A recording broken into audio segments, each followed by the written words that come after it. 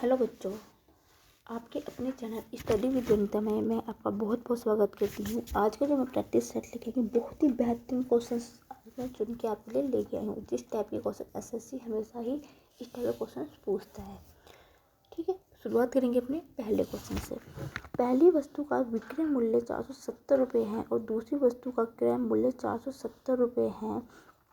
यदि पहली वस्तु का 20% की हानि और दूसरी वस्तु पर 20% का लाभ होता है तो कुल लाभ या हानि प्रतिशत क्या होगा।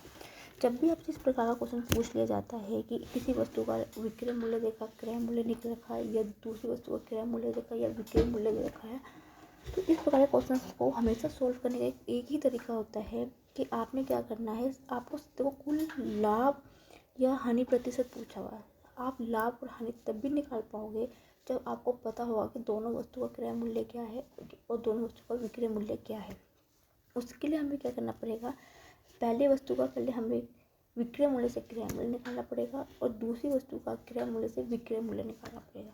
दोनों के मूल्य को जोड़ देंगे जिससे आप क्रय मूल्य और विक्रय मूल्य पता चल जाएगा और उससे हम बता सकते हैं कि हमें लाभ हुआ है या हानि हुई है। ठीक है, शुरुआत करेंगे क्वेश्चन से। पहले क्या करते हैं, हम पहली वस्तु का हमें विक्रय मूल्य दे रखा है और 20% की हानि दे रखी है, तो यहाँ से मैं ये करती हूँ क्रय मूल्य निकालती हूँ।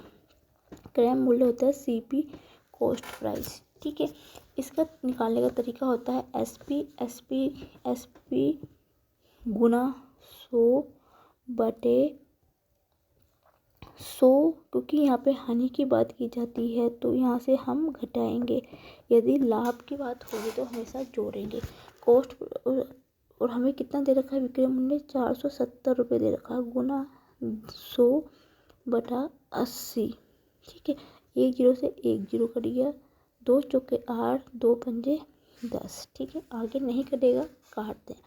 4 एकम 4, 4 एकम 4, 4 7 28, 2 बचेगा, दशमलव लगाई, 0 लगाई, 4 पंजे 20, 117.5 गुना 5 से करते हैं।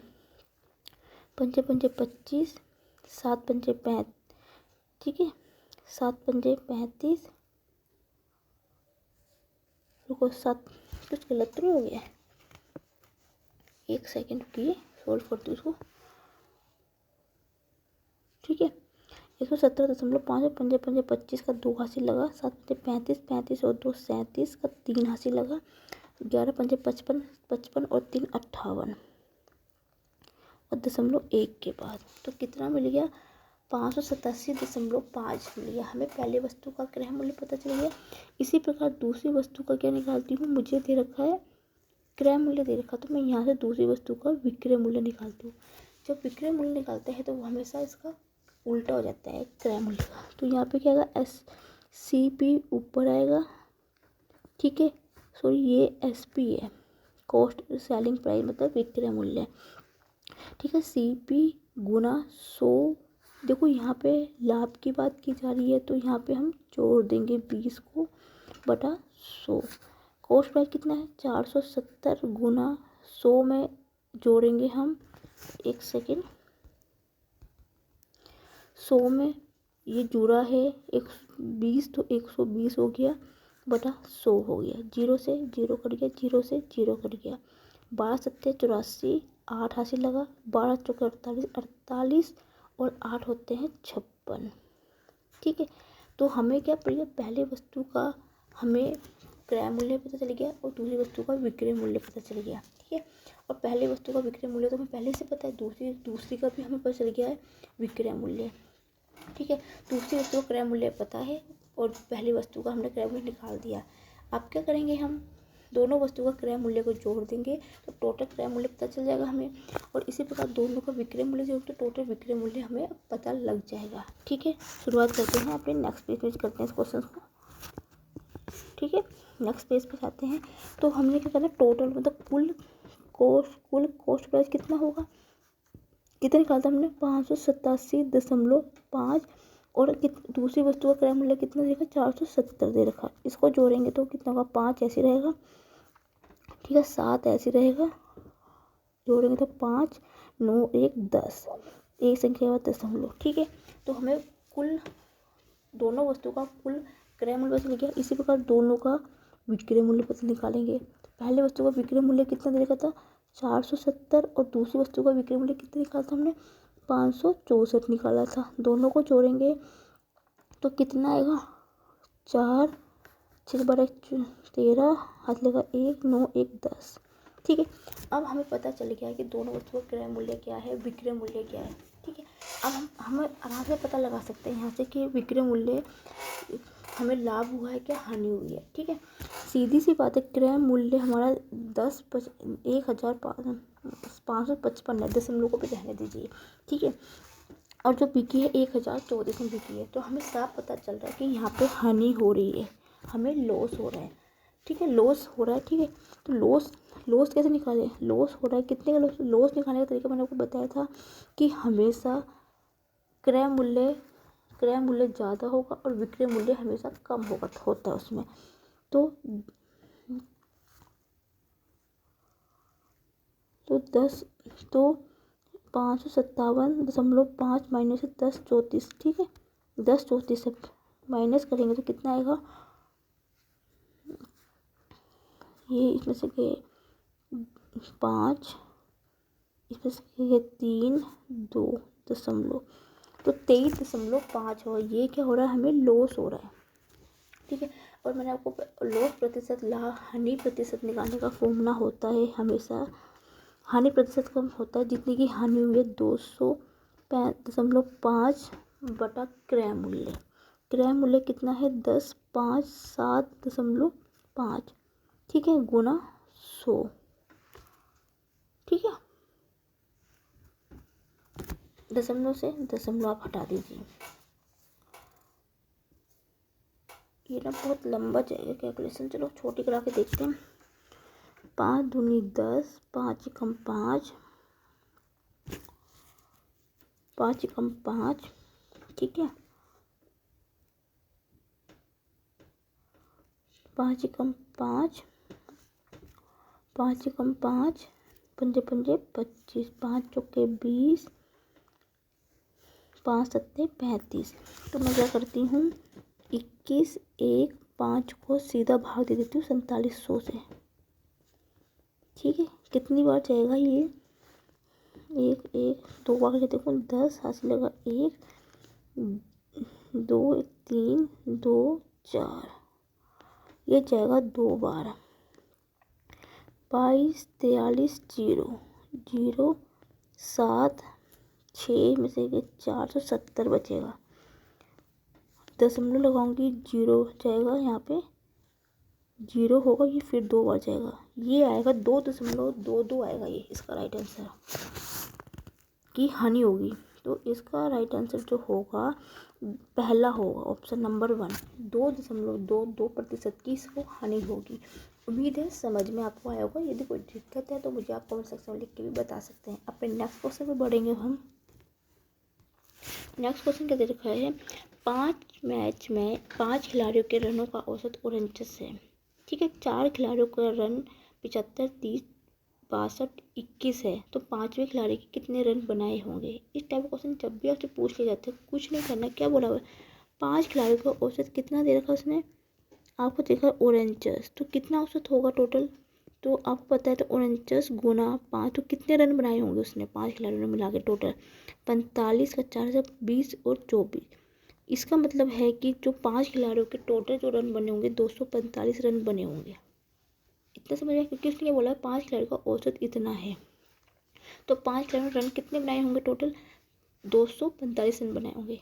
ठीक है, अब उसने बोला कि 4 खिलाड़ियों का इतने रन करना चाहिए, तो 4 खिलाड़ियों के रन टोटल कितने होंगे, क्या करेंगे 75 + 30 + 62 + 21, इन चारों के रनों को जोड़ दो तो पता चलेगा कि चार लोगों ने कितने रन बनाए होंगे। ठीक है, कितना होगा 2 1 3 3 और 5 8 हो गया। ठीक है, 7 6 8 8 और 15 15 और 3 18 1 19, तो 198 रन बनाए होंगे। 5 खिलाड़ियों ने 245 रन बनाए हैं और 4 खिलाड़ियों ने कितने बनाए हैं 198, तो 5वें खिलाड़ी ने कितने रन बनाए होंगे। अब नॉर्मली सी बात है, टोटल 5 खिलाड़ियों ने टोटल इतने रन बनाए हैं 245, 4 खिलाड़ियों ने इतने बनाए, तो बचा हुआ 1 खिलाड़ी है तो कितने बनाए होंगे। नॉर्मल सी बात है, यदि मैं 245 में से 4 खिलाड़ियों का रन घटा दूंगी तो मुझे पता चल जाएगा कि 5 खिलाड़ी ने कितने रन बनाए होंगे। 8 में से 5 जाएंगे, बचेगा ये है 245 है ना, तो 5 में से 8 के नीचे 15 हासिल लिया मैंने, तो 8 15 में से 8 गए, बचेगा 7, ये होगा 23, 23 में से 19 गए, बचेगा 5। तो ऑप्शन नंबर सी इसका राइट आंसर 57। उम्मीद है समझ में आपको आ गया होगा, बहुत इजी क्वेश्चन था। अपने नेक्स्ट क्वेश्चन में बढ़ेंगे। नेक्स्ट क्वेश्चन क्या दे रखा है, यदि 2a बराबर 3b के है, 3b बराबर 2c के हो तो a अनुपाते b अनुपाते c क्या होगा। जब भी आपसे इस प्रकार क्वेश्चन पूछ लिया जाए तो इस प्रकार क्वेश्चन को कैसे सोल्व करेंगे। देखो इसको मैं क्या लिख सकती हूँ, a/b बराबर कितना लिख सकती हूँ, 3/2 लिख सकती हूँ। इसका मतलब क्या हुआ, a की वैल्यू 3 है, b की वैल्यू 2 है। इसी प्रकार इसको कैसे लिख सकती हूँ, b/c, तो c की वैल्यू तो सेम ऐसे जाएगी, तो 2, ये जो इसकी गुना में है ये इसके भाग में जाता है, तो b की वैल्यू 2 है, c की वैल्यू 3 है। पूछा क्या है, a अनुपाते b अनुपाते c, तो a अनुपाते b की वैल्यू कितनी है, 3/2, जिसकी जो वैल्यू है वो उसके आपने नीचे रख देनी है। दूसरे में लिखा 2/3, तो 2/3। इस प्रकार क्वेश्चन को कैसे सोल्व किया जाता है, देखो आप देखो ये c है, खाली है, आप देखो कि c का पड़ोसी कौन है, b है, b की वैल्यू कितनी है 2, तो आप यहाँ पे 2 लिख दीजिए। इसी प्रकार आपने यहाँ पे क्या करना है, a का पड़ोसी कौन है, b की वैल्यू कितनी है यहाँ पे 2 है, ठीक है, तो यहाँ पे 2 लिख देना। कभी भी इसके ऊपर वाली वैल्यू मत लिख के आना, जो इसके बराबर वाला पड़ोसी जो होता है। क्या करना है, गुना कर दो, 3 दूनी 6 अनुपात 2 दूनी 4, 3 दूनी 6। देखो आप ये कर लिया, 2 से आराम से कट रही है, 2 तिया 6, 2 दूनी 4, 2 तिया 6, तो क्या हुआ 3/2/3। तो ये देखो कहाँ पे है, ये नंबर ऑप्शन नंबर ए है, ये इसका बिल्कुल राइट आंसर होगा फ्रेंड। इस तरीके का निकालने का ये तरीका होता है, ठीक है। या आप इसको दूसरे तरीके से भी कर सकते हैं, या आप पहले करो a की गुना b में करो, 3 गुना 2 6, फिर ऐसे गुना करो b गुना b, n बना के करो, उल्टा n बना के, ठीक है, 2 दूनी 4, फिर इसकी गुना ऐसे करो 2 गुना 3, ठीक है। या आप इसको इस प्रकार से कीजिए, चाहे आपको इस प्रकार से कर लीजिए। अपने नेक्स्ट क्वेश्चन पे हम बढ़ते हैं। नेक्स्ट क्वेश्चन बहुत अच्छा क्वेश्चन है ये भी। तो 14,175 रुपये की राशि को 2/3 अनुपाते 3/5 अनुपाते 5/6 के अनुपात में a और b c के विभाजित किया जाता है। a और c के हिस्सों के बीच का अंतर रुपए में क्या होगा। अब जब भी आपको इस तरह क्वेश्चन पूछ लिए जाते हैं भिन्न के रूप में, तो आपने क्या करना है, देखो आपको क्या करना है, जो नीचे की जो संख्या दे रखी है ना, ये 3 5 6, इसका क्या कर लेना, आपने एलसीएम ले लेना है। एलसीएम लोगों तो कितना आएगा इसका, एलसीएम लोगों तो 6 5 30 का एलसीएम लोगों तो ये तो इससे कर जाएगा, तो 6 ले लेंगे, तो 3 की जरूरत नहीं है। 6 पंजे 5 5 25, 5 6 30 होता है, तो एलसीएम मेरे को कितना मिल गया 30। अब क्या करते हैं, अब आपने सीखा होगा कि आपने करना 3 को, अब अब मुझे ए का हिस्सा निकालना होगा, तो कैसे निकालूंगी, एलसीएम गुना 2/3, ऐसे निकालते हैं कि 3 की और नीचे संख्या इससे काटेंगे, 10 बार कटेगा 20 आ गया। बी का भी सेम ऐसे करेंगे, 5 से 30, 5 कटेगा 30 से कितनी बार, 5 6 30, 6 बार कटेगा, 6 की गुना ऊपर होगी, 6 3 18, ठीक है। ये चीज़ तो अपनी छोटी क्लास में भी सीखी होगी। सी का हिस्सा इसी प्रकार निकालेंगे, 6 पंजे 30, 5 पंजे 25। उम्मीद है इतना आपको समझ में आ गया होगा, ठीक है। तो मुझे ए का और बी का सी का हिस्सा पता लग गया। अब उसने क्या बोला है, विभाजित किया गया है और इतने की राशि है, इसका मतलब क्या है, 14,500 रुपये की राशि इतने अनुपात में बी सी को विभाजित की गई है। इसका मतलब क्या हुआ, a + b + c बराबर कितना दे रखा हमें, 14,175 दे रखा। अब क्या करते हो, a कितना है 20 है, ये 18 है, ये 25 है, ये 14,175 है। इतना आपको समझ में आ गया? ठीक है, अब देखो इसने कितने, ये हो गया 20 और 25, 45 और 18 होते हैं 63। 63 देखो, इसको आप इसकी वैल्यू कैसे निकालेंगे? तो मैं क्या करती हूँ, यहाँ पे एक कॉन्स्टेंस ले लेती हूँ, एक्स मान लेती हूँ। ठीक है, जब भी क्वेश्चन पूछ लिया जाता है तो आप हमेशा कोई कॉन्स्टेंस ले सकते हो। ठीक है, एक्स ले लो, वाई ले लो, कुछ भी ले लो। ठीक है, तो 63 एक्स बराबर हो जाएगा 14,175। तो एक्स की वैल्यू कितनी हो जाएगी? 14,175 बटा 63। अब इसको काटना शुरू करते हैं। ठीक है, 63 दूनी 2 बार काटूँ तो कितनी बार जाएगा? 6 × 18, 3 6 आएगा, हासिल लगा 1, 6 6 × 18 1 196। ये तो ज़्यादा जा रहा है, 2 बार काटना, सॉरी, 2 दूनी 6, 6 12 13, 136। 136 बचा है, 136 में से 41 के बचेगा 5, आगे कितना होगा? 1 होगा, नहीं सॉरी 7 होगा, 57 आएगा, 63 नहीं देगा, ये 5 बार होगा। ये 63 से कितनी बार कटेगा? ये फिर से 2 बार ही जाएगा, कि ज़्यादा जाएगा, हाँ 2 बार कटेगा। तो 100 कितना हो जाएगा? कुछ ज़्यादा, कुछ कहीं तो गलत हो रहा है यार। 136 में से गए इतना, तो इतना 200, ये कटेगा 225 बार कटेगा ये। ठीक है, 63 से, या आप इसको ऐसे भी नहीं काटना चाहते तो पहले 3 से काट लीजिए। कैसे? नेक्स्ट पेज में काटते रहिए, रुको यहाँ पे तो कुछ ज़्यादा ही हो गई है। नेक्स्ट पेज में काटती हूँ। ठीक है, 141 7 5 बटा 63। ठीक है, 3 चौके 12, 3 सत्ते 21, 3 दूनी 6, 3 पंजे 15, 3 दूनी 6, 3 एकम 3, 3 से कट जाएगा फिर से, 3 एकम 3, 3 3 पंजे 15, 3 सत्ते 21, 3 पंजे 15, 3 सत्ते 21, 7 दूनी 14, 1 हासिल लगा, 7 दूनी 14, हासिल लगा 1, 2 हासिल लगा, 7 पंजे 35, 225 आ गया।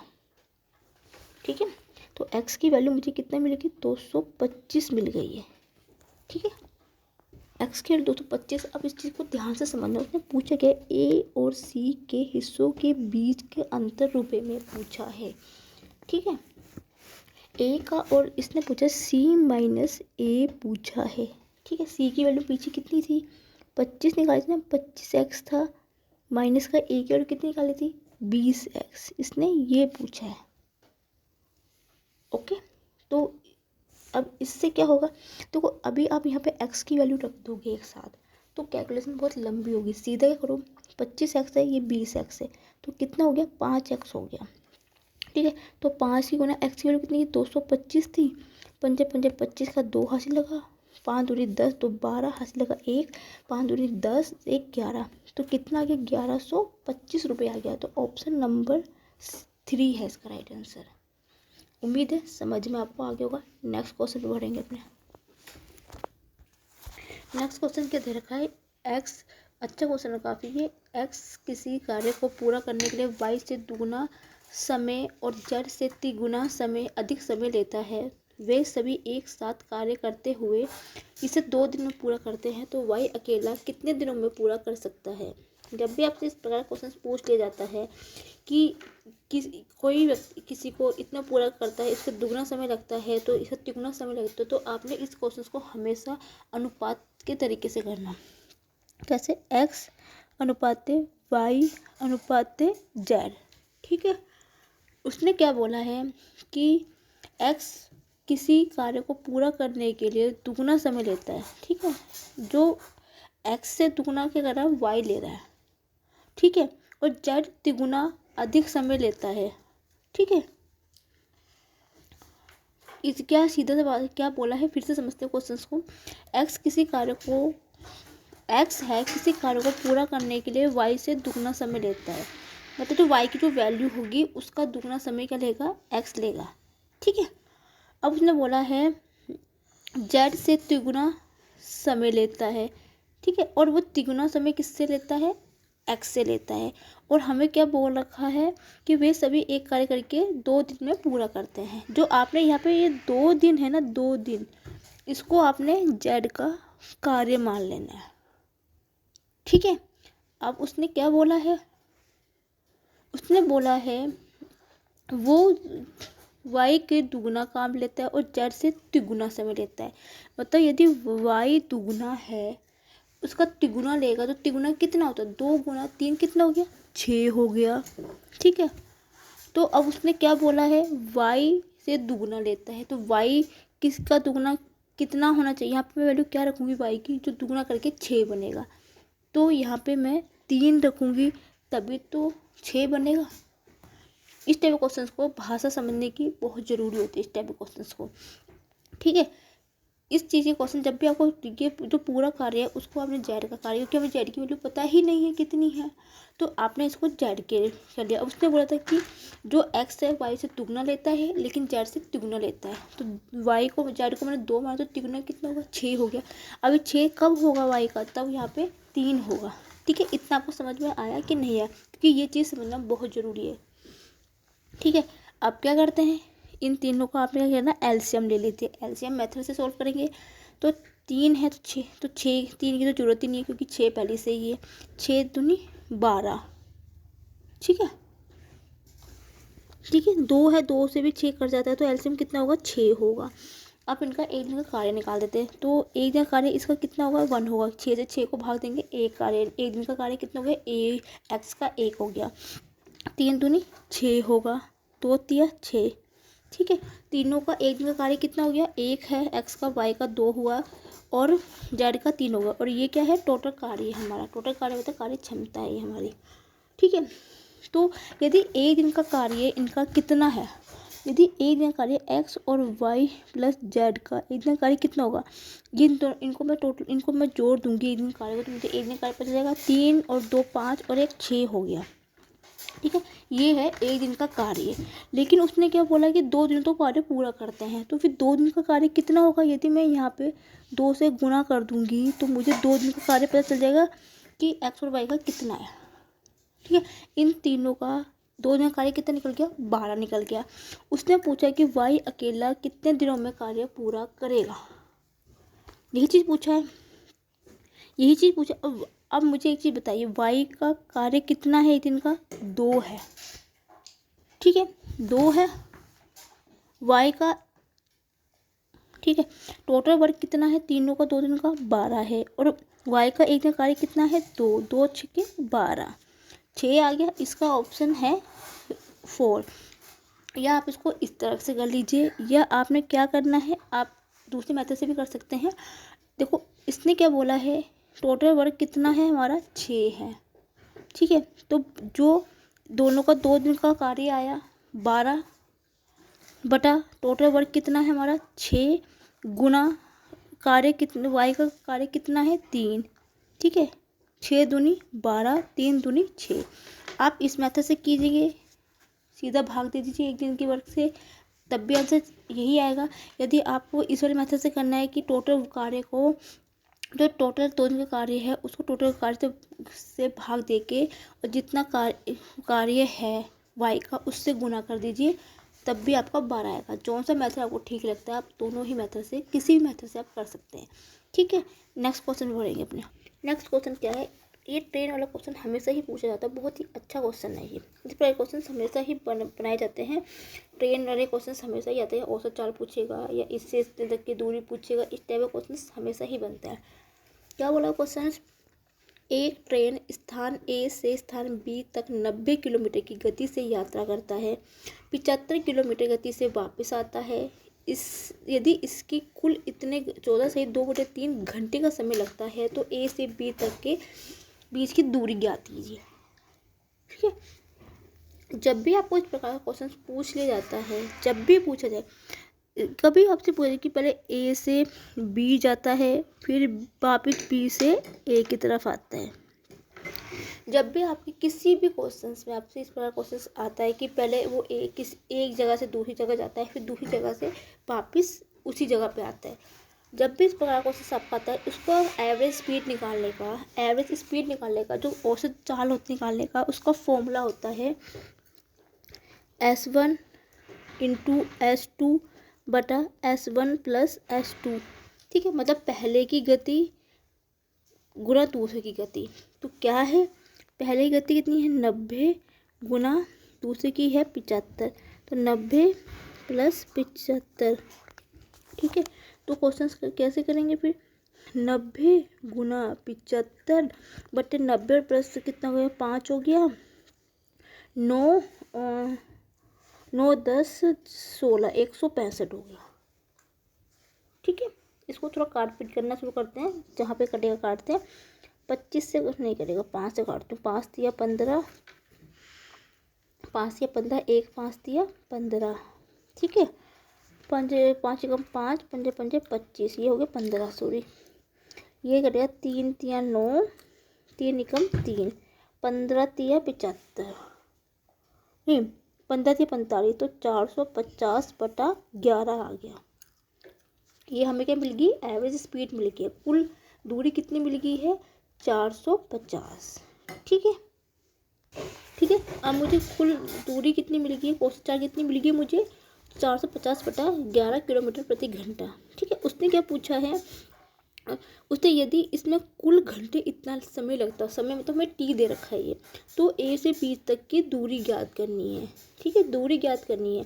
आपको पढ़ा होगा कि चाल बराबर होता है दूरी बटा समय, पढ़ा होगा आपने। एस बराबर होता है डी बटा टी, डिस्टेंस बटा टाइम, स्पीड बराबर, ये होती है चाल, ये होती है दूरी, ये होता है समय। हमसे क्या पूछे कि ये दूरी पूछे, दूरी मतलब डिस्टेंस मतलब डी पूछा गया, तो डी बराबर क्या होगा एस गुना टी, एस एस। ठीक है, इतना आपको पता चल गया।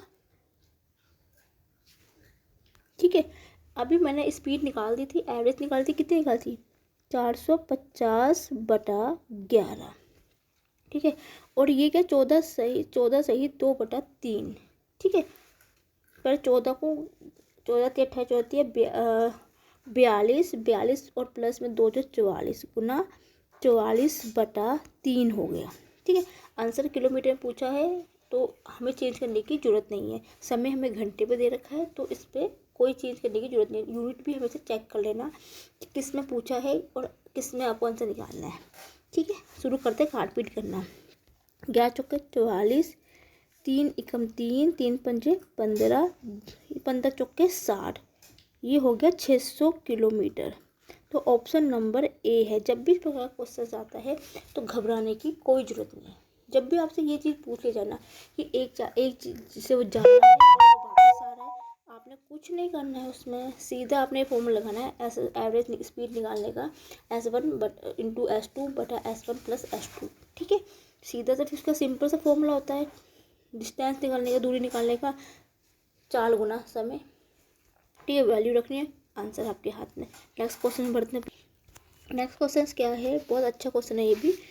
मैंने आपको पहले ही कहा था, यदि आपको आपका सेक्शन अच्छा लगे तो आप चैनल को सब्सक्राइब भी कर सकते हैं और वीडियो को लाइक कर सकते हैं, शेयर कर सकते हैं। आपको अच्छा नहीं भी लगना है तो प्लीज़ मुझे डिसलाइक करके वीडियो में कमेंट करके ज़रूर बताइए कि आपको क्यों चीज़ अच्छी नहीं लग रही है।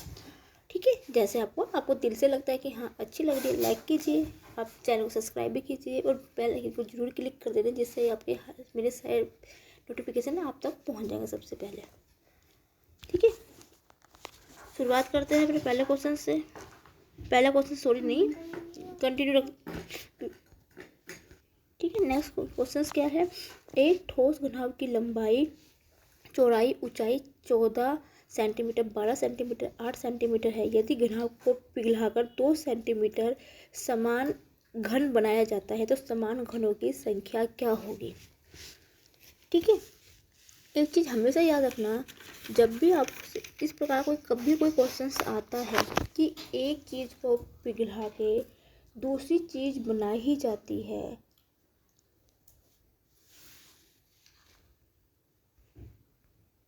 ठीक है, यदि आपसे इस टाइप का क्वेश्चन में आयतन पूछता है, मान लीजिए कभी इस टाइप का क्वेश्चन आ जाए कि एक चीज़ को पिघला के दूसरी चीज़ बनाई जाती है, तो आप हमेशा उनके आयतन को बराबर रखना। यदि आपसे आयतन पूछा जाता है तो आप अगर एक वस्तु का आयतन जो दे रखा होगा दूसरी वस्तु के आयतन के बराबर कर दीजिए।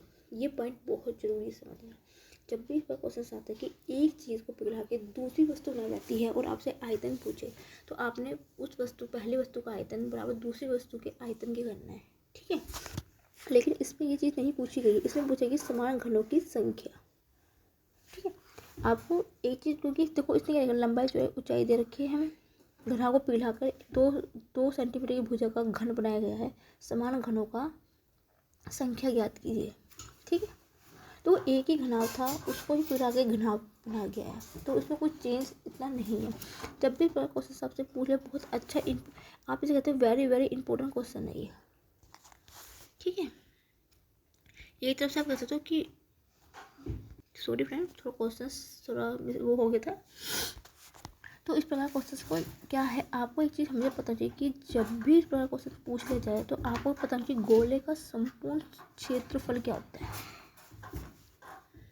ठीक है, संपूर्ण, ठीक है। इसमें क्या करना है आपको जब भी इस प्रकार क्वेश्चन पूछ लिया जाए, क्योंकि देखो इसमें क्या करें, एक घन को दो भागों में बांटा गया है बराबर बराबर, ठीक है। तो एक चीज़ रखना, तो आपको पता है कि गोले का संपूर्ण पृष्ठ का क्षेत्रफल क्या होता है, ये होता है 4πr², वर्ग मात्रक, यही होता है गोले का या आप इसे कहीं पर लिख लीजिए या स्क्रीनशॉट ले लीजिए या आप माइंड में इसको सेट कर सकते हैं, ठीक है। आपको गोले का संपूर्ण क्षेत्रफल होता है 4πr² मात्रक, ठीक है। लेकिन उसने क्या बोला है, उसने एक चीज़ हमेशा याद रखना, जब किसी गोले को, ठीक है, तो किसी गोले को, सॉरी फ्रेंड गोला कहाँ से आ गया, तो सॉरी फ्रेंड थोड़ा मेरे से मिस्टेक से बोला गया था, क्वेश्चंस मेरा कोई और था और मैंने क्या बता दिया आपको, सॉरी फ्रेंड, ठीक है, मेरे से मिस्टेक हो गई थी, क्वेश्चंस इस प्रकार से करना था, वो मुझे दूसरा क्वेश्चन ध्यान आ गया माइंड में, मैं उसको बताने लग गई, ठीक है। वो इसके आगे है क्वेश्चन, उसमें थोड़ा मैं कंफ्यूज हो गई थी, मैं सोची मैं वाला क्वेश्चन तो नहीं करवा रही हूँ, ठीक है। एक ठोस घनाव की लंबाई चौड़ाई इतनी दे रखी है, ठीक है, घनाव को पिघलाकर 2 सेंटीमीटर के समान घन बनाया जाता है, समान घनों का बताइए, ठीक है। आपको पता है कि घनाव का आयतन क्या होता है, घनाव का आयतन होता है लंबाई गुना चौड़ाई गुना ऊंचाई होता है, यही होता है, ठीक है। और आपको ये पता है घनाव का आयतन ये होता है, घन का आयतन जो होता है भुजा का क्यूब, ठीक है, भुजा का क्यूब होता है, ये घनाव का आयतन है, L लंबाई गुना चौड़ाई गुना ऊंचाई, ठीक है। और घन का आयतन, क्योंकि एक घन बनाया गया और घन का आयतन होता है a क्यूब, ठीक है। आपसे पूछा गया समान घनों की संख्या क्या होगी, यदि उससे आपको आयतन पूछता तो आपने क्या करना है, दोनों का आयतन बराबर कर देना, क्योंकि एक चीज़ से दूसरी चीज़ पिघला के बनाई गई है, ठीक है। लेकिन इसमें पूछा है समान घनों की संख्या का आयतन, तो आपने क्या करना है, घनाव का आयतन को घन के आयतन से भाग दे देना है, तो आपको घनों की संख्या मिल जाएगी, ठीक है। तो कितना है, वैल्यू कितनी है, 14 गुना 12 गुना 8, और कितने का है, 2 का, तो 2 गुना 2 गुना 2, 2 सत्ते 14, 2 छिक्के 12, 2 चौके 8, 7 चौके 28, 28 छिक्के कितना होता है, ठीक है। देखो एक चीज़ हमेशा ध्यान रखना, इनके तरीके बहुत होते हैं, देखो इसमें इकाई का अंक जो है अलग अलग तो है नहीं, ये भी सेम है ये भी सेम है, तो एक क्वेश्चन के 36 48 48 का 4 है, मतलब लास्ट में 4 है, तो इसका होता है ये सेकंड भी नहीं है फोर्थ भी नहीं है, तो ऑप्शन ए या डी में से है, ठीक है। 6 दूनी 12 12 और 4 16, ऑप्शन नंबर ए है इसका राइट आंसर, ठीक है। 168 इसका राइट आंसर है, ठीक है। सॉरी फ्रेंड मेरे तो बाय मिस्टेक कुछ और बोले, दिमाग में कुछ और क्वेश्चन था, सेम इसी तरह था, मेरा दिमाग क्वेश्चन उस क्वेश्चन में चला गया था, कभी कभी हमसे भी गलती हो जाती है, ऐसा कोई बात नहीं कि हमसे गलती नहीं होती है, ठीक है। नेक्स्ट क्वेश्चन बढ़ेंगे अपने, ठीक है। ये क्वेश्चन था वो जो मैं आपको समझा रही थी, थोड़ा सा मिस्टेक, ये क्वेश्चन था बहुत अच्छा इंपॉर्टेंट क्वेश्चन है ये, ठीक है। ये क्वेश्चन है वो 17.5 सेंटीमीटर व्यास वाले एक ठोस गोले को 2 बराबर भागों में काटा गया है। कुल पृष्ठीय क्षेत्रफल कितनी वृद्धि होगी? बहुत ही अच्छा क्वेश्चन है। देखो ये एक गोला है जिसको ये 20 से 2 बराबर भागों में बांटा गया है। ठीक है, जब भी आपको इस प्रकार क्वेश्चन पूछे जाते हैं तो आपको पता है कि आपको इतना पता है कि गोले का जो संपूर्ण पृष्ठीय क्षेत्रफल क्या होता है, 4πr² वर्ग मात्रक होता है। ठीक है, अब उसने क्या बोला है कि एक गोले को 2 बराबर भागों में बांटा गया है। ठीक है, मतलब अर्ध गोला हो गया ना जिसको 2 भागों में बांटा गया है। ठीक है, और कुल पृष्ठीय क्षेत्रफल में कितनी वृद्धि हुई है? जब भी किसी गोले को 2 बराबर भागों में काटा जाता है तो दोनों का क्या होता है, वो अर्ध गोले बन जाते हैं। नेचुरल बात है, ये ऐसा बनेगा, एक ऐसा बनेगा, अर्ध गोला बन जाता है ना, इस प्रकार का बन जाएगा ना, आधा आधा ऐसे और आधा इस प्रकार से बनेगा। ठीक है, एक सेकेंड, ऐसे और ऐसे बन जाएगा। ठीक है, अर्ध गोले का बन जाएगा। तो इसका मतलब होता है कि जब दो गोले का अर्ध गोले का संपूर्ण पृष्ठ क्षेत्रफल क्या होगा, वो आपस में जुड़ेगा। क्यों जुड़ेगा? क्योंकि इसने पूछा है कुल पृष्ठीय क्षेत्रफल में कितनी वृद्धि हुई है उसकी। एक पूरा गोला है, उसको काटा गया है तो एक आधा गोला ये बना है, आधा गोला ये बना है, तो क्या करें, दोनों का अर्ध गोले का जो होगा संपूर्ण पृष्ठीय क्षेत्रफल जो होगा वो आपस में जुड़ेगा। ठीक है, तो दोनों कितना होगा, आधे गोले का कितना, 3πr² होता है, 3πr² होता है, प्लस का दूसरे अर्ध गोले का होगा 3πr², तो कितना बन गया, 6πr² बन गया। ठीक है, पूरे गोले का संपूर्ण पृष्ठीय क्षेत्रफल होता है πr²। ये चीज़ हमेशा ध्यान रखना। तो अर्ध गोले का आपको पृष्ठीय क्षेत्रफल कुल संपूर्ण पृष्ठ निकालोगे तो अर्ध गोले का 3πr² हो गया और दूसरे का कितना हो गया, 3πr² हो गया, तो टोटल कितना हो गया, 6 हो गया। अब हमसे पूछा कि कुल पृष्ठीय क्षेत्रफल में कितनी वृद्धि होगी, तो आपने क्या करना है, जो अर्ध गोले का संपूर्ण पृष्ठीय क्षेत्रफल होगा, संपूर्ण पृष्ठ होगा, और जो पूरे गोले का क्षेत्रफल होगा 4π, उसको आपने क्या करना है, आपस में घटा देना है। तो इससे पता चलेगा कि कितनी वृद्धि हुई कितनी नहीं हुई है। ठीक है, तो क्या होगा, 2πr² हो गया। ठीक है, 2 है आंसर। ठीक है, आंसर यहाँ पे, सॉरी फ्रेंड, ऑप्शन था नहीं यहाँ पे, तो मैं सीधा कर रही हूँ क्वेश्चन को। तो 22/7। ठीक है, यहाँ पे जगह नहीं है तो मैं नेक्स्ट पेज पे करती हूँ, रुकिए। ठीक है, तो क्या था वैल्यू, 22/7 हो गई, गुना हमें वो क्या देखा था, व्यास दे रखा था, कितना है व्यास, एक सेकेंड रुकिए, थोड़ी ये है, कितना देखा, ये देखो 17.5 दे रखी है।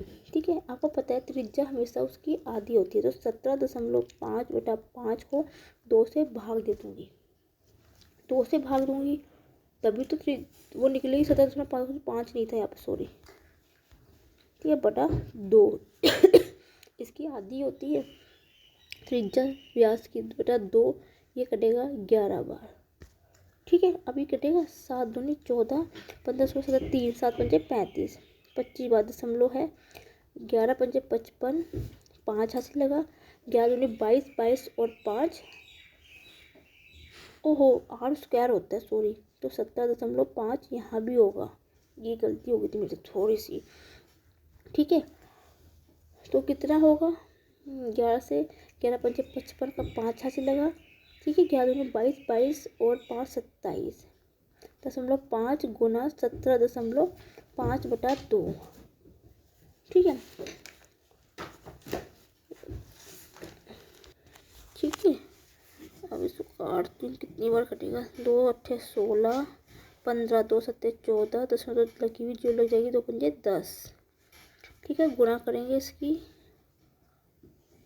25 का 2 हासिल लगा, 27 27 से 49, 49 का 9, 4 हासिल लगा, 14 14 और 14 18 19 20, कितना आएगा, ये आएगा 2। ठीक है, 2 के बाद ये दशमलव, जीरो जीरो करेंगे इसकी, गुण 27 को 27 27, ये आएगा 481.25 आएगा इसका राइट आंसर। तब इसको हम पूरे को सोल्व करेंगे, सेंटीमीटर स्क्वायर। ठीक है, इसमें मेरे को क्वेश्चन में ऑप्शन नहीं मिला था तो मैं ऑप्शन नहीं लिखा इस क्वेश्चन में, तो इसका राइट आंसर होगा 481.25 सेंटीमीटर स्क्वायर। ठीक है, नेक्स्ट क्वेश्चन बढ़ेंगे। नेक्स्ट क्वेश्चन क्या दे रखा है, यदि दो वस्तु का क्रय मूल्य और विक्रय मूल्य क्रमशः 25 दे रखा तो लाभ प्रतिशत ज्ञात कीजिए। आपको क्या दे रखा है, क्रय मूल्य होता है CP, ठीक है, क्रय मूल्य होता है CP होता है, विक्रय मूल्य होता है SP होता है। ठीक है, इसका अनुपात कितना देगा, 25:29 दे रखा है। सॉरी ये गलत हो गया मेरे से, कितना दे रखा, 25:29 दे रखा है। जब भी आपको लाभ प्रतिशत की बात की जाती है तो सबसे पहले हमें लाभ पता होना चाहिए। अब आपको सीधे ही कोई चीज़ पता चल रही है कि 25 की चीज़ 29 में बेची गई है, तो यहाँ पे कितने का लाभ मिल रहा है, हमें 4 का मिल रहा है। ठीक है, लाभ में क्या होता है, हमेशा विक्रय मूल्य ज़्यादा होता है और क्रय मूल्य कम होता है, मतलब विक्रय मूल्य में से क्रय मूल्य को घटाएंगे। ठीक है, लाभ प्रतिशत का फॉर्मूला होता है, प्रॉफिट प्रतिशत का लाभ कितने का होगा, 4 बटा क्रय मूल्य। लाभ और हानि हमेशा क्रय मूल्य पर निकलती है, तो क्रय मूल्य कितना है हमारा, 25 गुना 100 होता है, 25 चौके 100, 4 चौके 16%। ऑप्शन नंबर बी है राइट आंसर। ठीक है, अपने नेक्स्ट क्वेश्चन पे बढ़ेंगे। नेक्स्ट क्वेश्चन क्या दे रखा है, यदि x का 25% कोमा x प्लस 60 के 30% से 40 कम है, ठीक है, तो x माइनस 40 का 35% 120 का कितना प्रतिशत होगा। ठीक है, ये क्वेश्चन आपसे पूछा गया है हमसे। इस प्रकार क्वेश्चन को कैसे सोल्व किया जाता है, उसने क्या बोला है, x का, उसने बोला है x का, तो x का मतलब को पता है गुना होता है, 25% का मतलब होता है 25 में से बटा 100 हो गया। ठीक है, उसने क्या बोला है, का x प्लस 30 के 30%, मतलब x का, ठीक है, इतना कितना, x प्लस 60 ठीक है, x प्लस 60 के 30 गुना 30%, 0 हटाए 0, ठीक है, से 40 कम है। ठीक है, ये 40 कम है तो बराबर क्या लिख देंगे ना आपने, यहाँ पे 40 कर देना है। अब इसको सॉल्व करेंगे। ठीक है, 1 0 से 1 0 कटेगी, 25 चौके 100, ठीक है, अब क्या करते हैं, गुना करेंगे, ये कितना हो गया, 3 की गुना यहाँ पे x से होगी। ठीक है, 3 की गुना यहाँ पे x से होगी,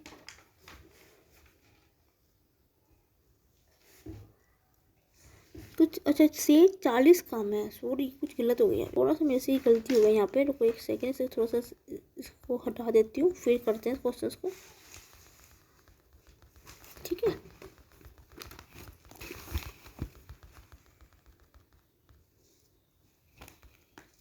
कि फ्रेंड्स मेरे से थोड़ी सी गलती हो गई थी थोड़ा सा क्वेश्चन में। उसने क्या बोला है, x प्लस 60 के 30%, ठीक है, 30% बटा 30 बटा प्रतिशत हटाऊंगी तो 100 हो जाएगा। ठीक है, और इसका क्या है, x का है ये। ठीक है, x का 25%, x प्लस 60 के 30% से 40 कम है। ठीक है, थोड़ी सी मुझे भी कन्फ्यूजन हो गई थी यहाँ पे, माइनस के कितना है ये, 25 x बटा प्रतिशत हटाऊंगी 100 बराबर 40 के होगा। ठीक है, थोड़ा सा इसमें कन्फ्यूजन क्रिएट हो जाती है क्वेश्चंस को, इस प्रकार क्वेश्चंस को इस तरह से सोल्व किए जाते हैं, भाषा समझना बहुत ज़रूरी है। ठीक है, तो 25 चौके 100 हो गया, 0 से 0 कट गया, 3 की गुना अंदर होगी तो 3x प्लस 6 18, ठीक है, 180 हो गया बटा 10 हो गया, माइनस के 1 बटा x बटा 4 बराबर हो गया 40 के। ठीक है,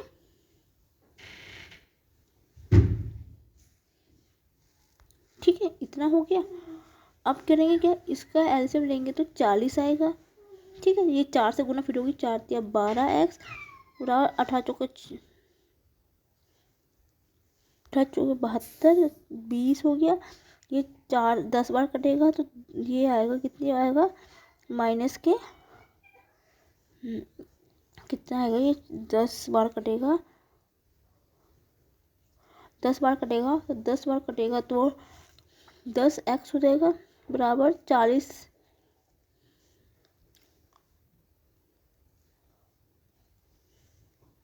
ठीक है, नेक्स्ट पेज में करती हूँ। यहाँ पे स्पेस की थोड़ी सी कमी है,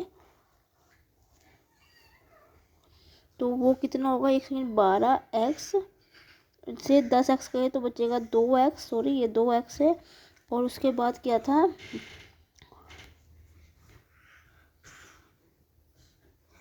720 प्लस के 720।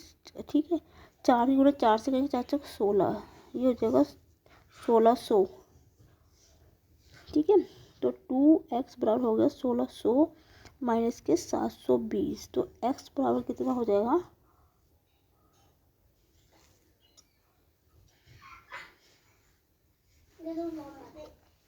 ये होगा 0 का ऐसे रहेगा 8 ऐसे रहेगा, 15 से 8 के 8।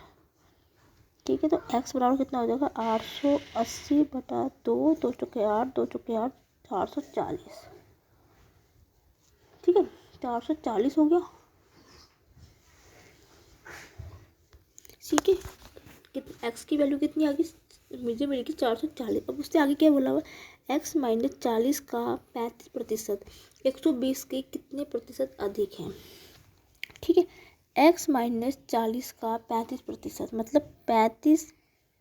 ठीक है, गुना x की वैल्यू कितनी थी 440 निकाली मैंने माइनस के 40। ठीक है, किसके 120 के कितने प्रतिशत अधिक है। ठीक है, तो इसको सोल्व करेंगे तो कितना आएगा 35 गुना 400। ठीक है, ये इसको सोल्व करूँगी तो कितना, सॉरी 35% ना बटा 100 भी होगा, 0 से 2 0 कट गई तो 35 चौके कितना हो गया, 5 चौके 20 का 2 हाथ से लगा, 4 3 12 12 15 150। ठीक है, 150 पता चल गया। ठीक है, अब उसने क्या बोला बाद में 120 के कितने प्रतिशत है, या आप इसको इसके बराबर 120 करके कर लीजिए। ठीक है, या आप इसकी वैल्यू निकालें यहाँ पे 150 तो के कितने प्रतिशत है, कितने प्रतिशत है, तो आपने क्या करना है 150 में से 120 घटा देना है। ठीक है, कितना आएगा घटा, कितना मिलेगा, अभी हमें मिलेगा, ये मिलेगा 30 मिल जाएगा।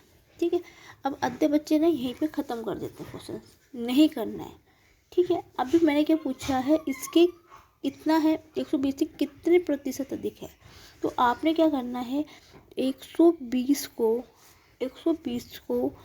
बट को सॉरी कुछ गलत किया गया, ओहो ये 20 आएगा, एक सेकेंड में मिटा के सही करती हूँ उसको, क्योंकि 150 में से 20 गए तो कितना बचेगा, कुछ गलत कर दी मैंने, 5 चौके 20 का 2000 का 4 3 15 15 और 4 3 12 12 और 2 14 140 हो गया। ठीक है, 140 है ये, वो से सोचो कुछ गलत हो गया, 140 है तो यहाँ बचेगा 20 आ गया। अब उससे क्या पूछा 120 से कितने प्रतिशत है, तो 20 बटा 120 बटा 100, 0 से 0 कट गया, 2 छिक्के 12, तो 100 बटा 6 का मतलब होता है 16 सही, 2 बटा 3। ठीक है, थोड़ा सा मिस्टेक हो गई थी मैं कैलकुलेशन में, बहुत अच्छा क्वेश्चन है, बहुत प्यार से ध्यान से समझना इस क्वेश्चन को। ठीक है, इन क्वेश्चन को जब भी आपको इस लाइन का अभी कोई मतलब नहीं है, आपने क्या करना है, पहले आपने क्या करना है, एक जो आया उसमें से इतना घटाओगे, फिर इसका जितना आएगा उसमें से इसको इतना प्रतिशत होगा, तब आपका आंसर राइट होगा। ठीक है, मैं नेक्स्ट क्वेश्चन में बढ़ते हैं अपने।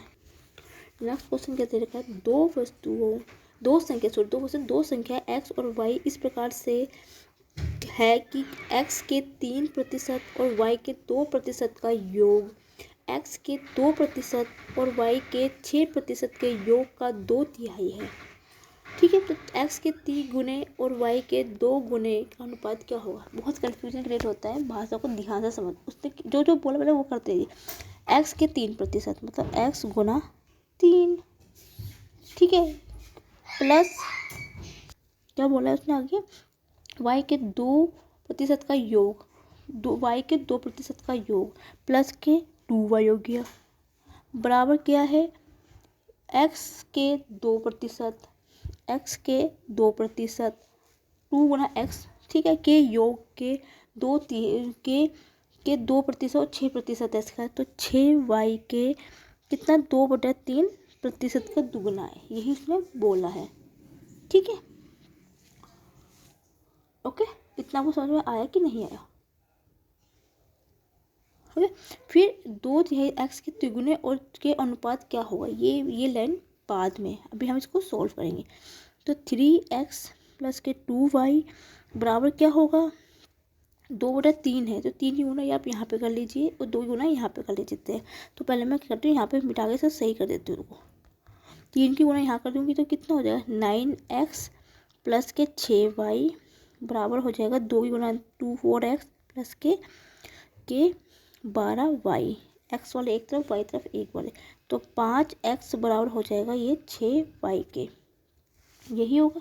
तो x/y कितना मिल गया मुझे 6/5, यही मिल गया। अब उसने बोला है x के 3 गुने, मतलब 3x हो गया, और y के 2 गुने का अनुपात तो बटा 2y, वैल्यू पुट कर देते हैं। 3 की गुना 6 से करूँगी 18 आएगा, बटा 2 गुना 5 10 आएगा, 2 से कटेगा, 2 नहीं 18, 2 पंजे 10, तो कितना आ गया ऑप्शन नंबर डी 9:5। उम्मीद है समझ में आपको आ गया होगा क्वेश्चन। उम्मीद है आज का सेक्शन आपको पसंद आया होगा। यदि आपको मेरी वीडियो अच्छी लगे तो प्लीज़ पहले like my video, comment my video, share my video and thank you for watching my video.